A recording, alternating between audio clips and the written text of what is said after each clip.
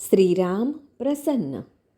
રઘુપતિ રાઘવ રાજા રામ, પતિત પાવન સીતારામ. સીતારામ સીતારામ, ભજ પ્યારે તું સીતારામ. સંતોની પાવન ભૂમિ તેવા મહારાષ્ટ્રના ગોંદવલે ગામમાં શ્રી ગોંદવલેકર મહારાજનો જન્મ થયો. આ સહજ સરળ સાત્વિક સંતનું પૃથ્વી પરનું વાસ્તવ્ય ઈસવીસન 1845થી 1913 સુધીનું ગણાય છે. સજ્જનગઢના સમર્થ રામદાસ સ્વામીના પુનઃ અવતાર ગણાતા મહારાજના ગુરુ શ્રી તુકામાઈ હતા. રામનવમીના દિવસે શક્તિપાત કરી શ્રી તુકામાઈએ મહારાજને આધ્યાત્મના અઘરા સોપાનો સર કરાવી ઉન્નતિના માર્ગે અગ્રસર કર્યા અને શ્રી રામ જય જય રામ તેમ તારક મંત્રની દીક્ષા આપી. શ્રી તુકામાઈએ મહારાજને બ્રહ્મચૈતન્ય તેમ નૂતન નામ આપ્યું. તે પછી બ્રહ્મચૈતન્ય મહારાજ ગોંદવલેકર તરીકે બધા તેમને ઓળખવા લાગ્યા. મુખે રામનું નામ, દેહે સંસારના કામ અને મન જોડવું રામ, એ જ આ નામયોગીનું સર્વને સૂચન છે.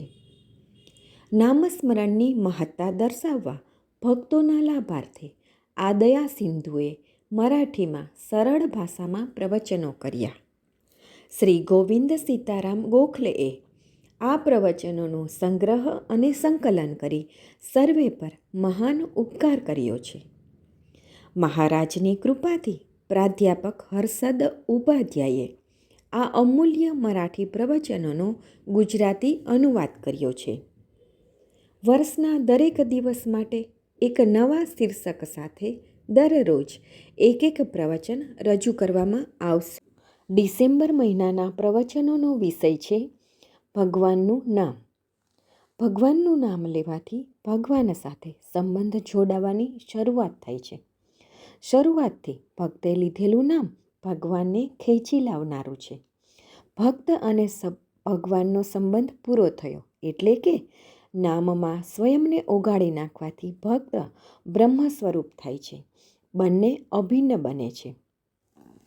બ્રહ્મ એટલે પરમેશ્વરનું નામ અનાદિ છે. ભગવાનના નામમાં જ વિશ્વનું મૂળ અને અંત છે. એટલે કે ભગવાનનું નામ ભગવાનને વ્યાપીને કાયમ જ રહે છે. સાચા ભક્તને આધ્યાત્મિક અનુભૂતિઓ થાય તો પણ તેણે નિરંતર નામસ્મરણ ચાલુ જ રાખવું જોઈએ. આપણે ભગવાનના નામસ્મરણ રૂપી વાહનમાં અત્યંત વિશ્વાસથી બેઠા પછી આ નામરૂપે દિવ્ય સાધન આપણને ગંતવ્ય સ્થાને અચૂક પહોંચાડે છે. તે શંકારહિત વાત છે. અંતે મુક્તિ મહાપદ સાર. આ વિચારો ડિસેમ્બર મહિનાના 31 પ્રવચનોમાં સમજાવેલ છે. આજે 27 ડિસેમ્બરનું પ્રવચન સાંભળીએ, જેનું શીર્ષક છે ભગવાનનો પ્રેમ કેમ કરીને ઉત્પન્ન થાય તે જોવું જોઈએ. સંતના દર્શન થયા પણ તેમની આજુબાજુના લોકો જોયા તો તે ખરાબ દેખાયા. આપણે દવાખાનું જોવા જઈએ તો નિરોગી માણસો આપણને ત્યાં ક્યાંથી દેખાવાના? આપણી સંસારની મુશ્કેલીઓ સંતોએ દૂર કરવી જોઈએ એમ કહેવું એ ભૂલ ભરેલું નથી કે? તે દૂર કરવા સંસારી લોકો પાસે જવું જોઈએ, સંતોની પાસે નહીં. હવે દુઃખ દૂર થાય તે માટે જો રામ રામ બોલ્યા તો પણ તે નકામું જતું નથી. સત્પુરુષોનો કેટલો મોટો ઉપકાર કે રોગનું કારણ શું છે તે તેમણે શોધી કાઢ્યું. આપણને તૃષ્ણાનો રોગ લાગુ પડેલો છે. જ્યાં જોઈએ નહીં જોઈએ છે ત્યાં સમાધાન હોઈ શકે જ નહીં. આપણે ભજન પૂજન કરીએ છીએ તેનો હેતુ શું? તે સમજીને કરીએ કે થયું. આજે ભગવાન જોઈએ છે એમ કહેનારા લોકો થોડા જ છે અને જેમને ભગવાન જોઈએ છે તેમને ભગવાનને માટે ભગવાન નથી જોઈતા, પણ સંસારને સારું ભગવાન જોઈએ છીએ.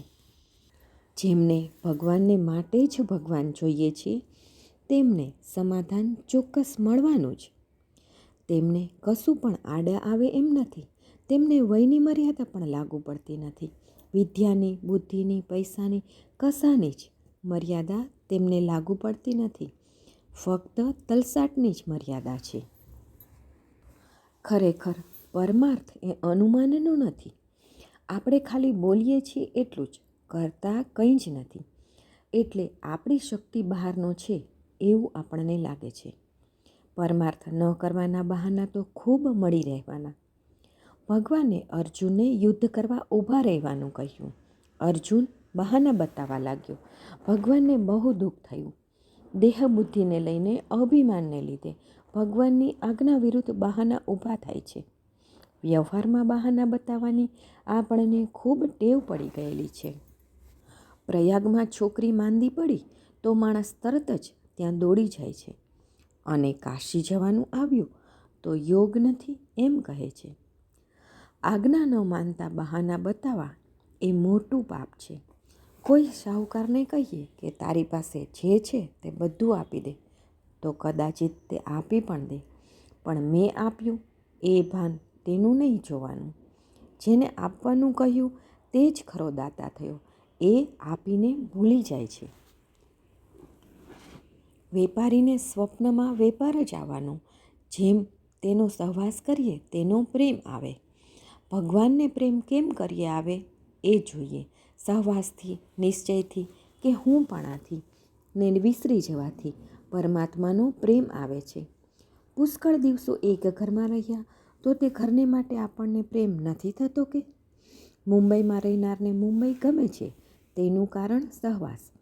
ગાંજો પહેલી જ વાર ફૂંકવા ગયા તો ઓંકારી આવી, પણ ટેવથી તેનો પ્રેમ આવી શકે છે. નહીં ગમતા પતિની સાથે લગ્ન થયા તો પણ છોકરી નિશ્ચયપૂર્વક તેને પ્રેમ કરતા શીખે છે. એટલે જ પ્રેમ નિશ્ચયથી આવી શકે છે.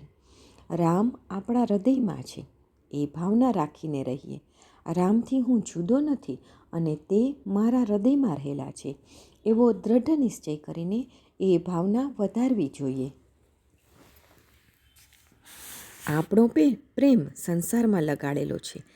તે પ્રેમને રામ નામમાં લગાડવો જોઈએ. અસ્તુ. જાનકી જીવન સ્મરણ જય જય રામ.